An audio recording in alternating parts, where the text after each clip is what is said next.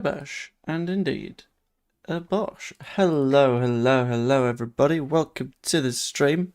It's gonna be a good one. Leeds United have confirmed another signing, and this is confirmed. This isn't even just like, yeah, it's probably gonna happen from like a Romano or something. This is done. This is James Justin in through the door.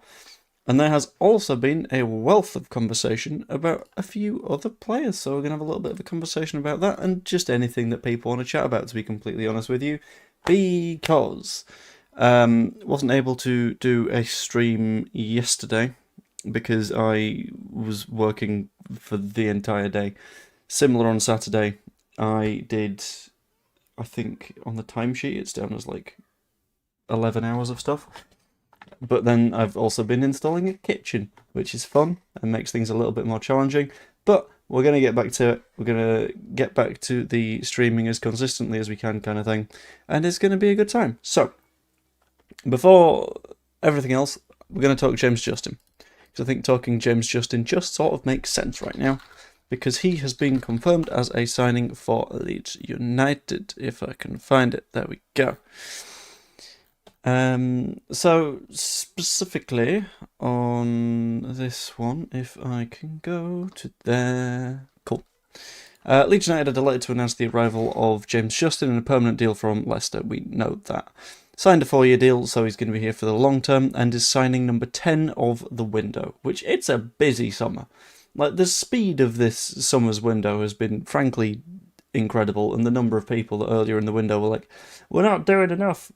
Give it time, we will get there, and now we are getting there. Justin has extensive Premier League experiences, one game away from hitting 100 appearances in the top flight, also playing in Europe, international stage, all that kind of stuff. Beginning at Luton, progressed, signed by Leicester, all this kind of stuff. Bit of faff, bit of fluff, and then sort of everyone at Leeds would like to welcome him. Further compliments the group of players after wearing the captain's armband with the Foxes. This is the sort of general stuff, right? But I do genuinely believe that James Justin will bring us more than a lot of people are giving him credit for. A lot of people have pointed to the Leicester fans being like, he's awful, he's crap, shit, rubbish, all that kind of thing. Obviously, very obviously, Leicester City fan... Sorry, got hiccups. Leicester City fans, after being relegated, are looking at one of their defenders and going, terrible, especially if they're being sold. There was a player that this happened with in recent years that also came to Leeds United after having gotten relegated, and we were like, no, you know what, we might take a little bit of a punt. And now, Jayden Bogle's one of our better players. The number of people that are jumping on it and going, it's not on, it's not good enough. We need to be a little bit patient, because I am convinced that this one will work out, and if it doesn't, it doesn't, that's fine. But I think in terms of deals as they go, if you're looking for a fullback that can do both sides of the pitch at a reasonable standard that has played consistent Premier League football in the past, you can't go wrong, really, with signing James Justin. At the end of the day, we're not signing him to start, and he's a fairly decent standard of backup. So I'm good with this, to be completely honest with you. I'm going to run a quick poll, though. I want to see where you guys are. Is James Justin a decent signing as our backup fullback? Yay or nay? Let's have a look. Played with England and has some good attributes. He does, yeah. He's played as part of the England setup, which is a big benefit. Shows that he's played on multiple different stages. Again, played European football. Not something that we've tended to get with other signings, which is quite good. Can play with left back, right back, don't know why people complain. I think it's because a lot of people have in their heads recently that, like, any signing that we do needs to be the big shiny thing. And sometimes you just need the functional thing. Because the functional thing is, at the end of the day, what will get you across the line. It can't all be shiny signings. But on the note of shiny signings, we've got this Dr. Cox message right here, which is on the subject of Dilan BAKWA. And the BAKWA stuff is complicated. So let's just go over to Twitter. Got an itchy snodge. Let's go to BAKWA.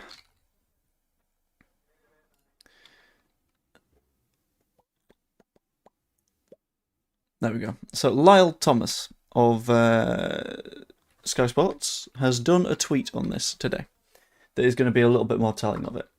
If I can press the right button. There we go. Dylan Bakwa's future at Strasbourg set to be determined this week. I will be honest, I don't believe his future lies at Strasbourg with the amount of interest in him.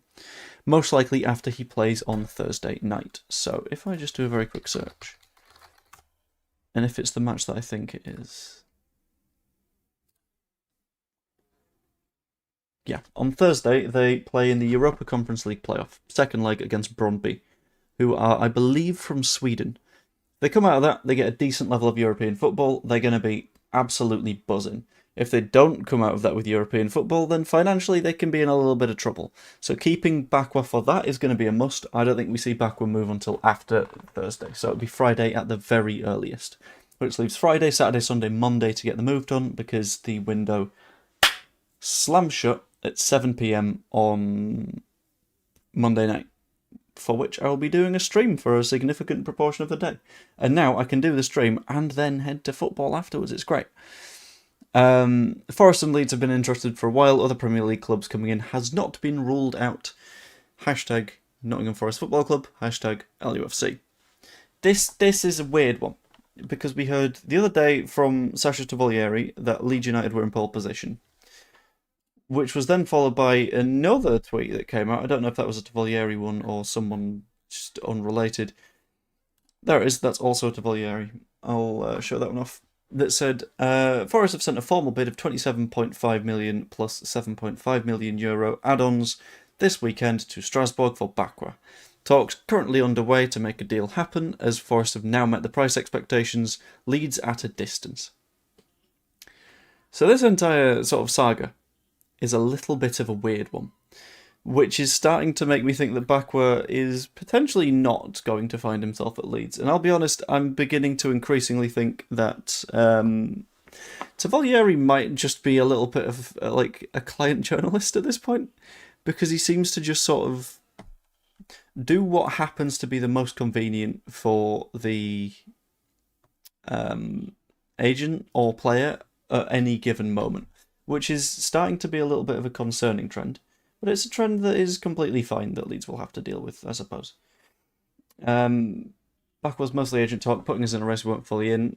There's a fair shout for that one, to be fair. I've not seen Jer's video from earlier, but I know that was one of the headliney bits. 90 plus games of the Premier League, that is on Justin. You reckon BAKWA's likely to sign? I think BAKWA is probably not going to sign for Leeds, to be honest with you. I know we are still looking for 2 attacking players, which is quite interesting. One I would assume is going to be the right winger. Other than that, maybe someone up top. I'm not 100% certain, but I suppose we'll have to find out. Dan James isn't performing for us. To be fair, it's been two matches. And like, sure, he didn't perform too great in the first match, but then in the second match, no one performed. So I think using that as a judge of is he good enough is a little bit harsh. I think ultimately Dan James is one of those players that will come good. It just, I don't know if it's a right now kind of thing, you know. Hope there's other targets lined up. There will be, I'm 100% certain. It's not just going to be a case of, well, the list is BAKWA. Ah, fuck. Let's not sign anyone then. No, it's going to be BAKWA, and then I don't know who is next on the list. But there will be a list, because there always is a list, and there typically tends to be a list when you're looking at players to potentially sign. BAKWA, Heyman, Mitrovic, we don't need 3 more. 3 is absolutely pushing it a little bit too far. I think 2, maybe. I'm not convinced on Heyman being a good show either. I've got to be completely honest with you. JJ's a mess signing, hard to drum up enthusiasm. He's not sort of meant to be a sort of big one, to be fair. Random, you guys got IKEA in the UK. We do got IKEA in the UK. At some point I need to go on a trip to IKEA, so that'd be quite nice. Hang on.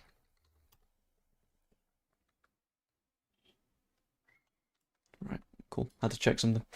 Yeah, we do got IKEA. I made IKEA. No, I didn't. My sister-in-law did an IKEA bookshelf earlier, which was good. Desperately need another 9. I don't know if we need another 9. We've got 3 of them. I think in terms of numbers of number 9s, I think having 3 of the buggers potentially does the job, but that's okay. If it comes to getting another one, I would want a little bit of a different profile, and I wouldn't want it to be Mitrovic. Mitrovic, for me, is not the fit of player that we need right now. In terms of personality, he's always seemed like he's very much about him. And in terms of good seasons in the Premier League, he's had one. And the number of players people rule out because they've only had one good season in the Premier League, all that kind of stuff. Yeah, the number of people that sort of jump on that is like, no, maybe not. Paisha was a stretch bid. We'll look at it as goals we did. That's true, and I'll be honest. I'm glad that we made the effort for Paisha because Paisha is one of those players that is of a decent standard, and if we were able to get him in, would have absolutely changed the game. We didn't get him in, but that's fine. That's completely normal. Cough, Bamford, cough. Yeah, but shut up. What are you going to do by BAKWA or Forest? Maybe. Who knows? Even though BAKWA was a tad upsetting, any idea who might be next on the list? I've got no idea, to be honest with you. And again, BAKWA was one of those where we don't know how close we realistically were. We didn't have the sort of Paixão style consistent updates of X club has made Y bid and it would take Z to sign them. Like, that's never been the conversation here.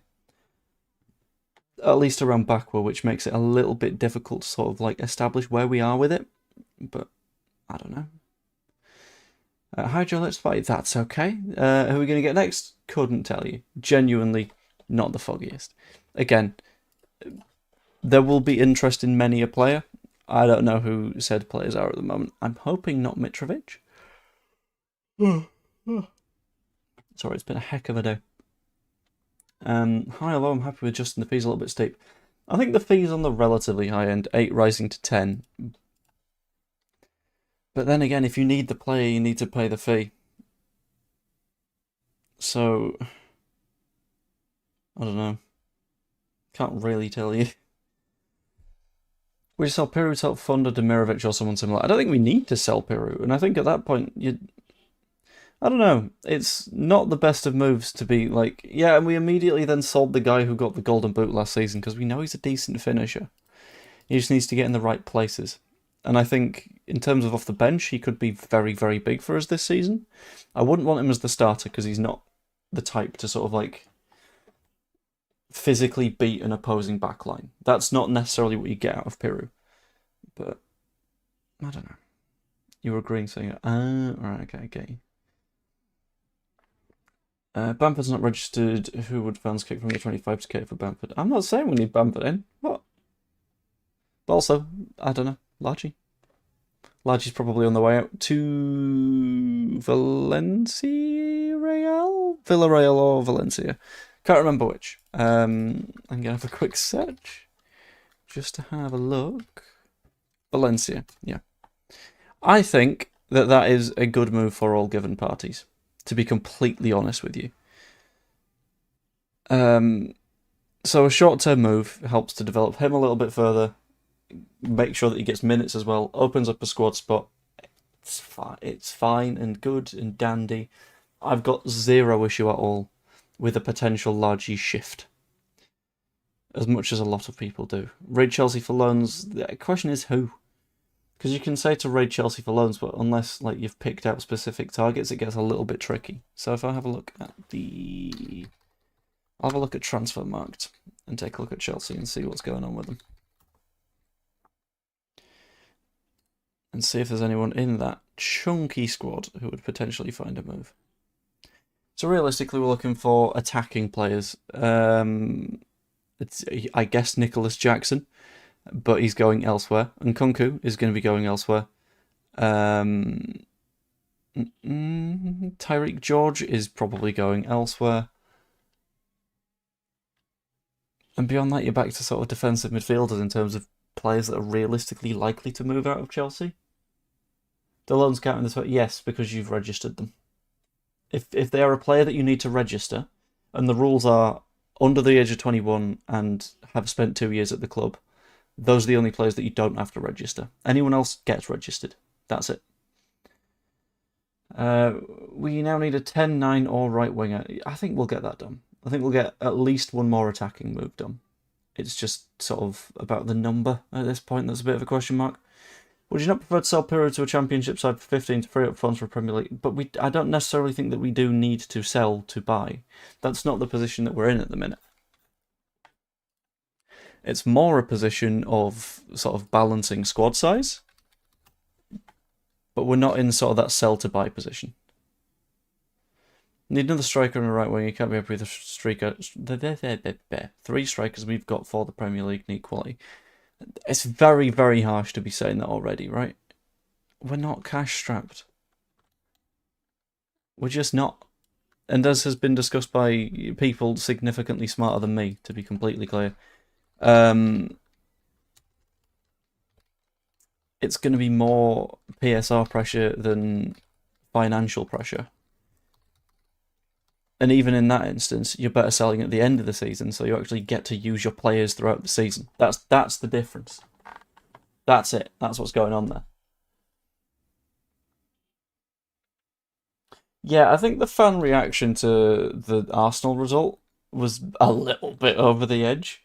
That's a little bit of why I didn't do a sort of reaction-y thing to it, because it's like, I don't like this channel being the hateful place that all of the internet turns into when Leeds United don't win a game of football.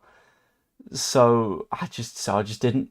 There was that and the fact that I was working. I was like, I don't realistically want to like stop doing work stuff and move into what I like to do as a fun thing, except everyone's miserable. Like that, this is not my idea of a good time. I've got to be honest with you. In terms of the squad stuff, by the way, I now believe that we are up to the 25 registered players. With the addition of Justin, we no longer have any straight up. This is a like whole spots.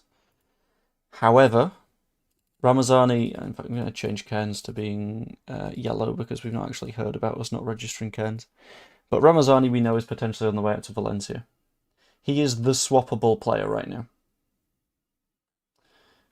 I'm going to turn Harrison back black. I'm going to turn Gruev back to there as well. And for me, that says you reallocate this, being Largy and his spot, over to this flank to sort of make up for it, you know? Because then you got 3, you got 3, you got 3. I meant leave 2 here. But you've got Justin now plays in this role. Why is that not bold? I don't know, but it is now. You got Perry, you got Darlow. You got 3 strikers, plus I guess like Harry Gray, but you don't need to register him, so I've not bothered putting him on here because anyone that doesn't need to be here isn't going on the list. So I don't know. Let's get rid of Nonto, Byram. Why? But no, right, okay. Emmett. Sometimes you have really good takes. However, other times you're saying that we need to get rid of Nonto, who is, to be clear, I agree, Melier out. But you're saying that we need to get rid of Nonto, who is our starting winger at the moment. Maybe not in a couple of weeks' time, maybe not on Tuesday, which is, shit, that's tomorrow. Maybe not for that match tomorrow, but is currently one of our starting wingers. You're saying to get rid of Byram. Okay, cool, so we're back down to 3 fullbacks. Melier, fine. Melier is fine, I agree. But come on. Yeah, we're cash strapped whilst being funded by one of Europe's biggest companies, one of the largest NA investment firms. Yeah, cash isn't the issue. PSR is potentially going to be the issue, but you don't sell right now. Fan meltdowns entertain me. I really wonder what's rattling around the brain. I can't. I don't have it in me to. Like, football is a fun thing at the end of the day. It's like nice, good vibes, entertainment stuff. It's not for me. The head loss thing is no. Don't enjoy that. Just feels like a decent signing for where we are and the coverage we need. We just need to survive this year, then kick on. Yeah, I think that's mainly the thing. Survive the year, make sure we survive the following year, and then you're like, okay, cool, we're a little bit more solid. Let's do some building. Cairns will be registered unless they use one of the under 21s. I think if they use any of the 21s, it's likely to be, what's your name again? Rory Mahady, because he's a very, very decent goalkeeper. Wouldn't be a bad pick. Bornau can cover at fullback as well. He can, but I'm mainly just doing one position per player so we don't lose track of like where all of the players are. Also, saying that you can't forgive Nonto for last season is nuts. Like, what about last season do you not forgive Willie Nonto? What needs forgiving from last season for Willie Nonto? I don't know. It's still looking like a decent championship team, especially with Farkas refuse. Right, okay, right. So, you say this. You say with Daniel Farkas' refusal to like pick people. And every single time I've seen someone say that recently, because I've seen it from a few people, the one question that I've got back is, do you not remember Marcelo Bielsa? Because whenever Bielsa would sign anyone, it would be like at least 3 weeks until they were near the first 11. Like, hang on. Okay. So if I go Leeds United 2021 season, and then if I search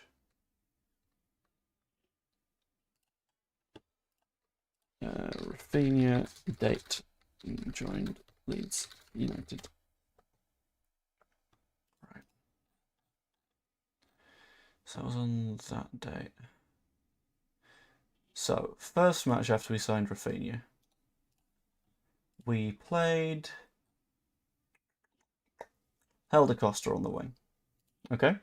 That was the first one. Second match after we signed Rafinha, we played Helder Costa on the wing. Third match we played after signing Rafinha, we played Helder Costa on the wing. Then it was Helder Costa, followed by eventually Rafinha, whose first match for Leeds United was against, well, first starting match for Leeds United, to be clear, was against Arsenal on the 5th match of the season. It's been 2 games. 2. We have played against Everton. We have played against Arsenal. That's it. Please don't reference... No.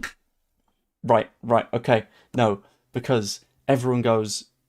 This one manager had such rigid standards, and it was great that he didn't, like, bend his standards and all this kind of stuff. And it was fantastic. But at the same time, to go, you're naive for doing the thing, you're a genius for doing the thing, when they're doing the same thing in the same situation, is nuts to me. I don't understand it.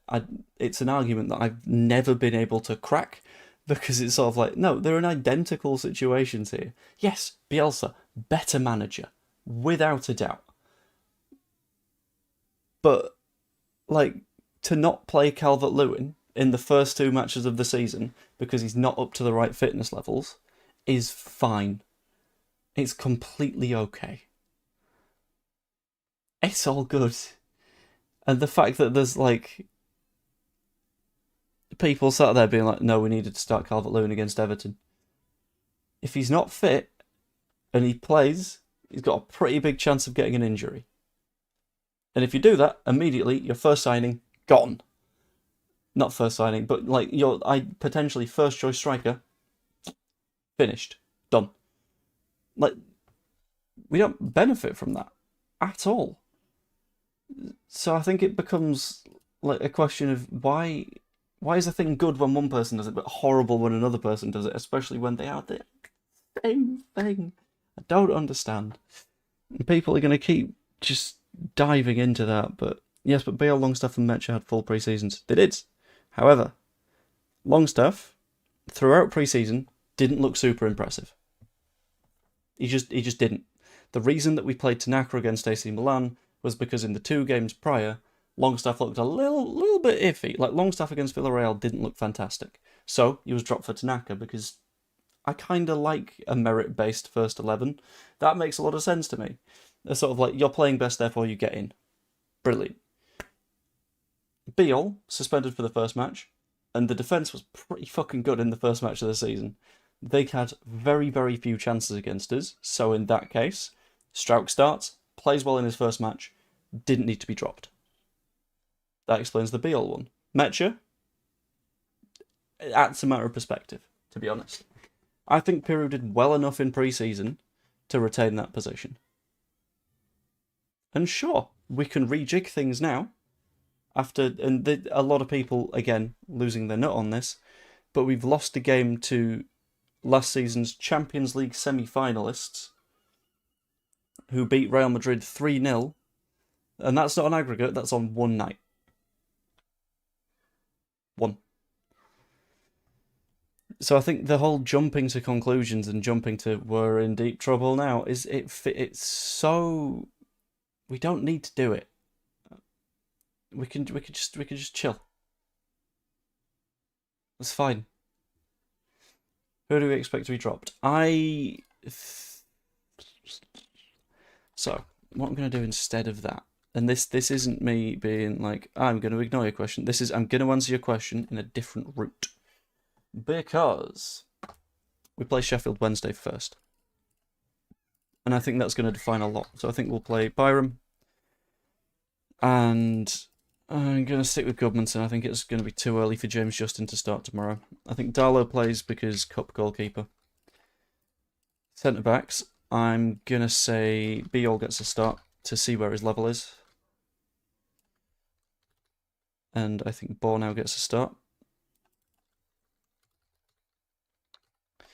In the middle of midfield, I think that's going to be a little bit of a tricky one to pick from. I'm going to go with Longstaff because he's not really played tons. Going to go with Gruev because we don't really have an option. And I'm torn between Stack and maybe someone from the Academy gang. I'm going to go Stack. On the left, I think we go Okafor because we want to see him start. On the right, I think we go Aronson. And then up top, I think we go Calvert-Lewin. Or Mecha. I don't think whoever that is... No, in fact, if it's touch and go on starting, on even taking Calvert-Lewin, I'm going to go Mecha. And I think, in essence, what we'll have had said is going to be something along the lines of, if you impress in this match, then you can work your way into the starting 11. And the laying down of that gauntlet and basically saying, perform and you can keep your place in the starting 11. Don't perform, that's on you. So there'll be a few players that won't be able to break into that first 11. So if we go with Byram, I don't think can. Bornau, I don't think he's going to be a starting player. Aronson won't be a starting winger for us. Neither will Darlow. But all of these players, that entire midfield, except maybe Gruev, because Gruev is basically our only 6 right now. Mecha, Okafor, Goodmanson, and Beal are all actively fighting for a place in the team. In my opinion. That's it. And then based on what happens tomorrow, then we'll see how it goes. Why is I'm one of the best aerial defenders in Europe and not playing against... Okay, so to quickly sort of assess that one, in theory, Anton Stack is one of the best at winning headers in all of Europe. However, wasn't against Arsenal. It was a case of, yeah, maybe we play like Beal. However, our best chance during the match against Arsenal came from Pascal Struijk. You're not going to drop Rodon.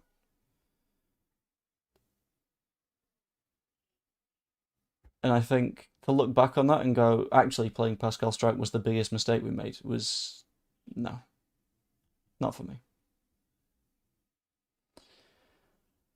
The players that need the minutes because they didn't have a full pre-season, like Bogle, James, I expect them both to play. I think for me, I don't know which of Goodmanson and James isn't going to play, I'll be honest. This was a stab in the dark. It was just full prediction time. But whoever doesn't is going to be Byram. I think it's too soon for Justin.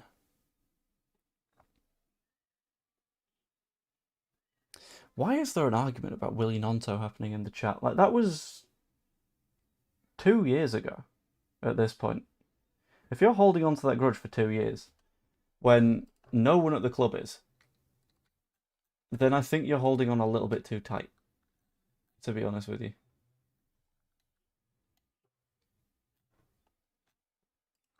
I think that'd be a little bit of a mistake.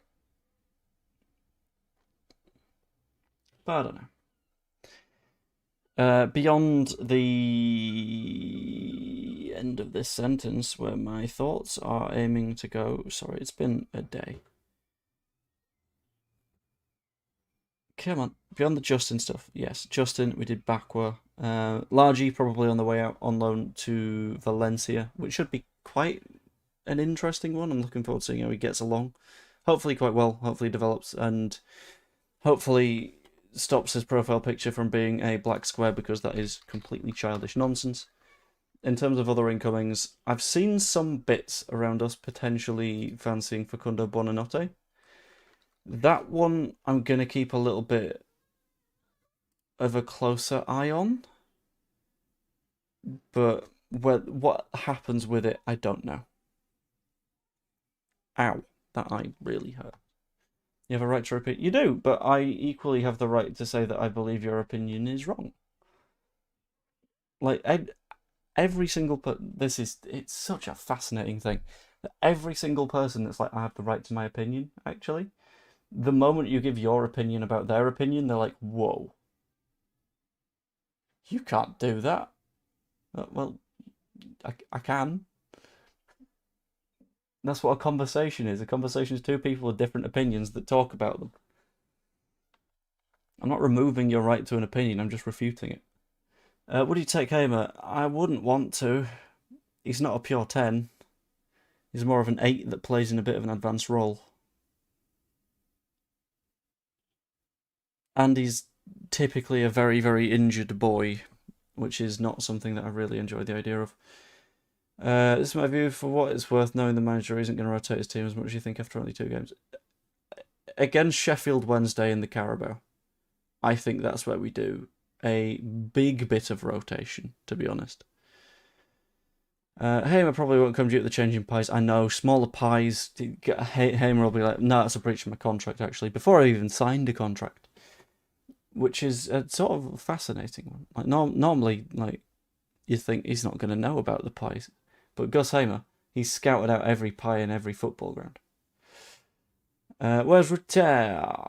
Is he available? No, he is at Brighton and will be one of their starting players this season. He didn't play this weekend, primarily because he had a knock.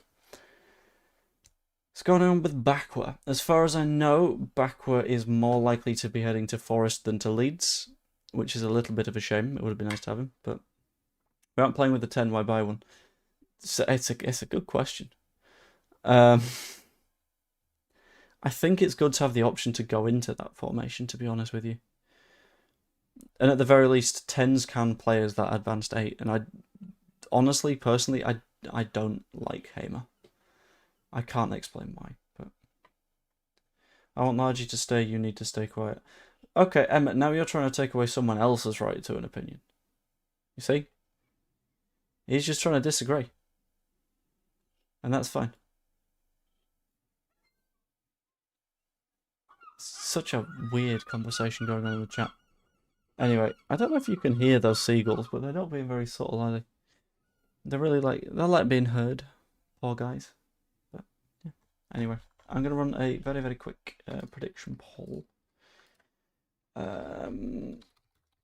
Asking quite simply, how many more do we... I do mean his right to an option, yeah. How many more do we get in?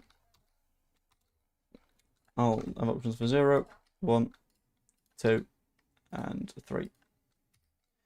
Run that poll. I'll run it for a couple of minutes, and then I will probably end up the stream and redirect people over to Wayneman, because I think this Liverpool versus Newcastle match is going to be absolutely fascinating. Any news on Uche? Uche is the one that I completely forgot about. Thank you very much, Fernie. Looks like Wolves is his destination for 20 million euros, which is it's a pretty good deal for him, to be honest. Although that private jet from Madrid is interesting. Why not 3+? We need a full 11 after. It's. I can't. I was gonna say I can't believe it. I can believe it, but we've lost to a team that are going to pump quite a lot of other teams here. And the fact that we're looking at it and going, we need to burn everything to the ground. We don't need to. Well, we're fine. We beat Everton, and we beat Everton looking very, very comfortable at points. Everton then proceeded to beat Brighton. Like, the fact that we've lost a match against Arsenal doesn't... Oh. Opening 2 games changed your mind on anything? Wolves in big trouble for me, Brentford might be okay, we need more goals, and Potter is on borrowed time. Thank you for the super chat, Reese. That's massively appreciated. And thank you to our Welsh... What's it called again? Text-to-voice? Text-to-speech. Thank you to our Welsh text-to-speech man. Did we go with Bryn? I think we went with Bryn. We're pretending it's Bryn. One loan and one that's a buy. That wouldn't be too bad.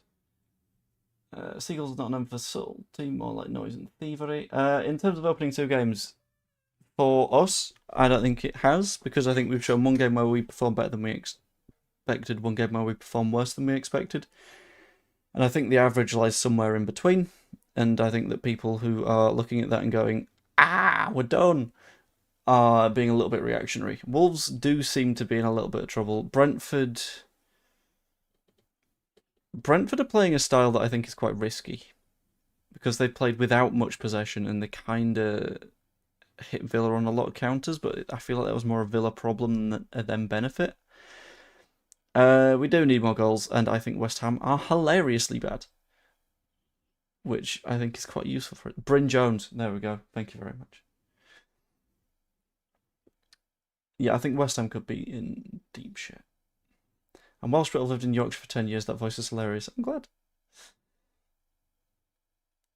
Arsenal are a team that could win the league. We've just been promoted. Anyone really sees getting anything on Sunday? Yeah, that's Sunday. Saturday. Yeah, a lot of people did, and I don't quite get that, because it's like, well, no, this was always going to happen. That's the general direction that we're going to be heading in for a while. How many lead stops should I take on Hull to Turkey? All of them. I read that wrong. Put 3 because that's what we need. How many will we get? 1 maybe, but won't be the marquee settings we need. I'm a little bit optimistic. I'll be honest. I think we get a marquee one in. Uche just gone to Wolves. Yeah, that makes sense. Still right about Blunderwood. I'll be expecting apologies. No, you're not going to get them, because I don't think you're right. Because I think everyone's been like, oh, we're not getting anything done. We've got 10 first team signings done. And several youth team signings. Like, this isn't some nothing window. If I have a look at the Premier League and look at... would it be transfer overview? Yeah, go on then. So, Arsenal have signed 7, which is not huge. Villa have signed 3. Bournemouth have signed 5. Brentford have got 6. Brighton have got 6. Burnley have 1, 2, 3, 4, 5, 6, 7, 8, 9, 10. Burnley have got 13, which is interesting, but some of those they were effectively forced into by their contracts, such as Jadon Anthony, that they had to do regardless because they got promoted, such as Marcus Edwards, that they had to do because they got promoted, Bashir Humphreys. One of their new players is Armando Broja, who is not great, let's be honest here. They got Twanzebe in on a free from Ipswich, so the fact that like Ipswich weren't like, no, we got to keep him, nuts. And Zion Fleming, another one that they had to get in, and Kyle Walker, who is as old as the sun itself. So that's one team that's signed more players than us, but I think they will do worse as a result of it. Chelsea have signed fewer. Palace have signed fewer. Everton have signed fewer. Fewer. Yep. Fulham fewer. Leeds have 1, 2, 3, 4, 5, 6, 7, 8, 9, 10. Oh, have they had adjusted the list already? Yes. We've done 10, which is quite nice. Liverpool have 7. City have 6. Scum have 4. Newcastle have 5-ish. 5. Yeah. 1, 2, 3, 4, 5, 6, 7, 8. Forest have 8, which is fair enough. In terms of sheer numbers, Sunderland have done 1, 2, 3, 4, 6, 7, 8, 9. 10. Sunderland have done 12, which is quite impressive, to be fair, but I don't think Mark Hugh is going to do much. I think a lot of people are looking at him and going, it's terrifying, it's a big signing. It's not really. We're fine. I don't know. And we're not done. So I think anyone that is still screaming Blunderwood is like, no. Feels like a bit of nonsense, to be honest. Has it changed today? It has changed today. We've had a few more Tavolieri bits, so it's not looking especially likely at the moment, which is a little bit of a shame, because I quite like him. But it happens. Other teams of Premier League players already. Us, Sunderland and Burnley playing catch-up. Yeah, but I think we signed better than they have. And let's be honest, we're looking at West Ham at the minute. West Ham are looking vastly worse than us. Significantly. Brentford have lost key players and they've not replaced well. So I think we're not in the bad spot that some like to believe that we are in. But anyway, what I'm going to do is I'm going to nip off in a moment. I'm going to redirect you all to Mr. Wayne Mann because he's doing a watch along and they're quite fun, and we can shout the word cheese at him because it's quite nice to do. So I'm going to save that, and yeah, I'm going to leave that there. So I hope you all enjoyed. If you did, please pop a like on the stream. That's always massively appreciated. Subscribe if you haven't yet as well. Also, absolutely wonderful. You can even be a channel member if you want. You get videos early. It's lovely. There's a lovely gang of people over there. Anyway, hope you all enjoyed, and I will see you all later. Toodaloo. And we're shouting cheese at Wayneman, or cheese-related puns. Something cheesy. Thanks all. In a bit. Bye.